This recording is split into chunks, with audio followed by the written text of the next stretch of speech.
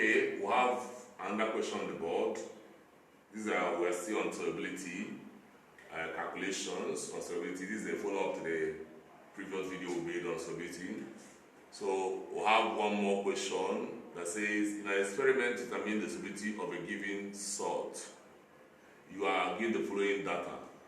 Mass of the dry empty dish, 7.16. Mass of the dish plus separate solution of a salt Y, 17.85. Mass of the dish plus salt Y equal to 9.30 gram. The temperature of the solution is 20 degrees. The molar mass of the salt Y is 100. Density of the solution is 1.0, showing that it was made with water. And we have to find the solubility of the salt in gram per dn cube and then 2 in mole per dn cube. To solve this problem, let me use the upper side of the board. To solve this problem, we need to find the mass of the solute, the mass of the salt in the solution. So we'll find the mass of salt Y, which I present using N. The mass of the salt Y is, how to get it? We'll now subtract, this is 9.30 minus 7.16. 9.30 represents the mass of the dish and the salt. Then 7.16 represents the mass of the dish. So take away the mass of the dish from the mass of the dish and salt, we'll now have the mass of the salt. When we subtract this, the value we get is going to be 2.14 grams of the salt, of salt Y. Then, having done that, the next thing we do is we find the mass of saturated solution. The mass of the saturated solution. How do we go about it? We go to the data again. The mass of the dish and the solution is 17.85. Then mass of the dish alone, well, clean it. Mass of the dish alone is 7.16. So mass of the dish and solution is 17.85. Mass of the dish alone is 7.1. So take away the mass of the dish from the mass of the dish and solution, we'll get the mass of the saturated solution. We'll do that. We're going to get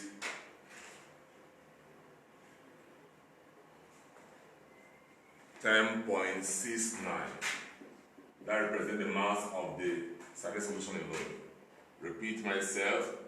Mass of the salt is giving us 9.30, which is mass of the salt and the dish, minus 7.16. 7.16 the mass of the empty dish. So take away the mass of the dish from the mass of dish and salt. Remove the mass of the dish. We now have the mass of the salt alone, 2.14. Then the mass of the solution, we now have 17.85, which is the mass of the dish and solution, minus mass of the dish. You have 10.69. So the first question we have to do is, we have to find is the solubility in gram per dn cube. So we now say that, remember that volume of solution,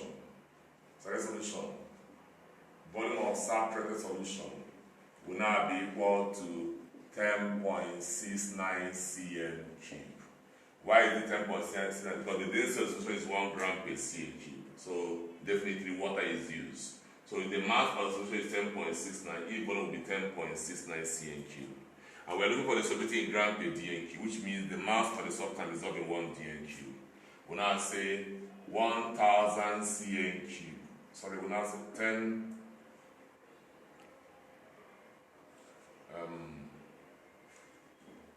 We now have 1000 cm cube contains 10.69 gram of salt Y. Contains 2. I made a mistake. The volume of the solution is 10.69 cm cube, of solution contains 2.14 gram of salt Y. So because 2.14 gram of the salt white is found in 10.69 cl solution. And the solubility in gram per dA means the mass that should be present in 1 dA cube.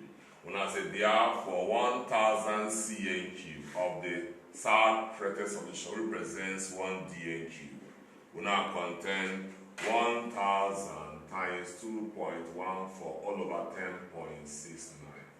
That is the solubility or the mass that should be in 1 dA cube. And 1 dA cube here represents 1000 Cn cube. So when we solve out this, we now have 200 gram per dA cube. This is the solubility in gram per dA cube. Number 2 says we should find the solubility in mole per dA cube. That is C. We use P over rho over molar mass. We are rho the solubility in gram per dA cube. That gives us 200 over 100. We are told that for the data, the molar mass of Y is 100. Divide, we have 2.0 mole per dA cube. So that is the solubility in mole per dA cube of that salt Y. So having done that, we now look at some other aspect of solubility, not calculation now, but we look at what are the factors affecting solubility of a substance. Factors affecting solubility. The first factor that affects solubility is temperature, which is the most important factor that affects solubility of a substance. Temperature affects solubility of substances.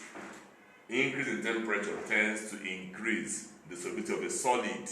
So most solids have their solubility increasing with rising temperature.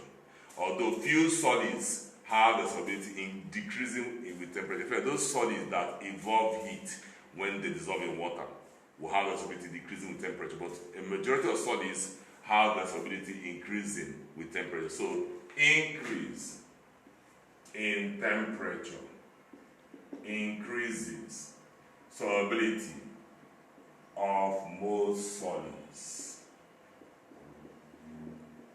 but decreases solubility of gases. So for gases, if you increase temperature, the solubility will decrease. Because once you increase the temperature of a gas, its average kinetic energy will increase and it will boil off from the solution. Then, number 2 factor is pressure.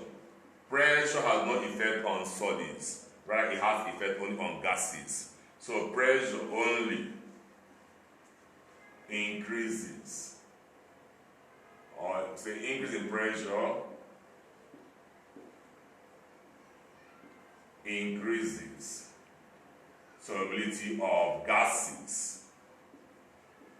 So pressure has no effect on solids. Then number 3, surface area. Surface area also has its own influence on the solubility of solids. When solids are in powdery form, when they are grinded, they tend to dissolve faster than when they are in lumps.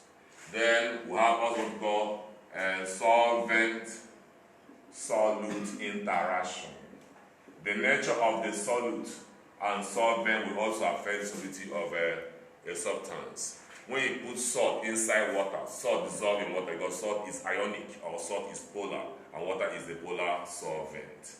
Then when you put oil in water, it won't dissolve because oil is non-polar while water is polar. So the kind of bonding in the solute and solvent will also affect the solubility of the substance.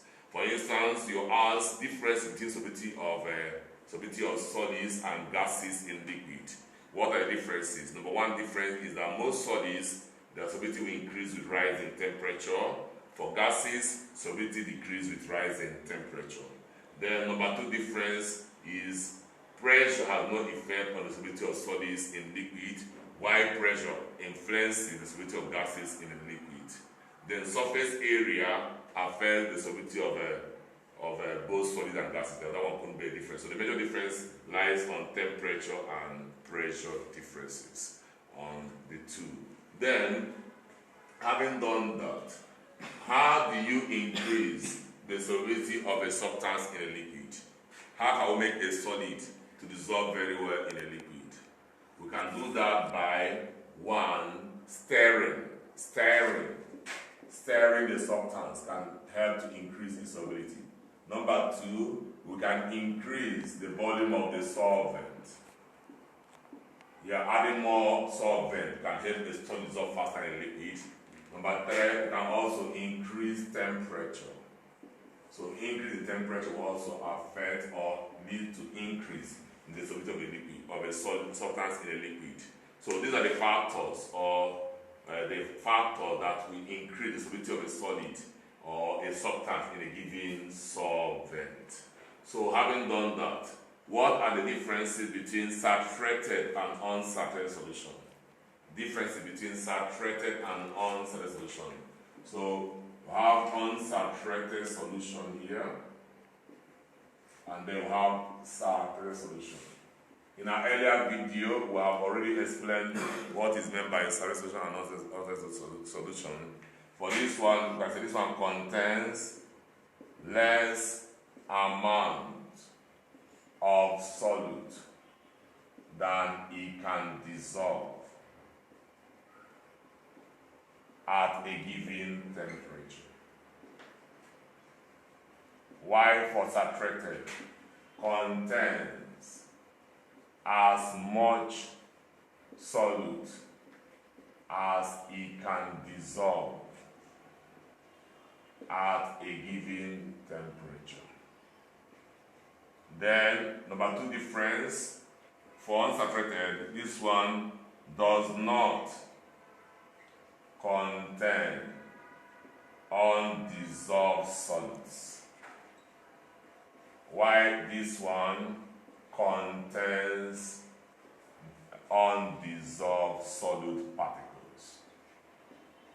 So these are the main differences between unsaturated and saturated solution. Then what are the differences between saturated and super saturated solution? Saturated and super saturated solution. What are the differences between these 2 types of solutions? Saturated and super saturated solution. So for saturated solution, this contains as much solute as it can dissolve at a given temperature. For the definition, while this one contains more solute than it can dissolve at a given temperature. Then the next difference is this contains undissolved solute particles, while this one contains more undissolved solute particles. So, we are told in chemistry that in a certain solution, the undissolved particle and the dissolved one are at equilibrium. That means for a solution to be saturated, the undissolved and the dissolved particle are at equilibrium. So the dissolved solute in saturated solution is at equilibrium with undissolved solute particles. What does it mean? It means that at higher temperature, the equilibrium will shift to the left. That means the undissolved will now dissolve. Sometimes you can pack salt inside water and you still have some undissolved. Then go and heat that mixture. When you heat it, that undissolved salt will dissolve at higher temperature to shift it to the left. And when you allow it to cool, it will come out again as undissolved particle. So having done that, before we end this video, always subscribe to our YouTube channel, youtube.com/@bestsciencebrain for your chemistry, physics, and further maths lectures. Subscribe whether you're in secondary school or tertiary institution. Subscribe to this and keep on listening to us as we roll out videos and practical videos as well. Then also in our next class on solubility, we're going to discuss the solubility graph or curve and do the calculations on solubility graph. Thank you for listening.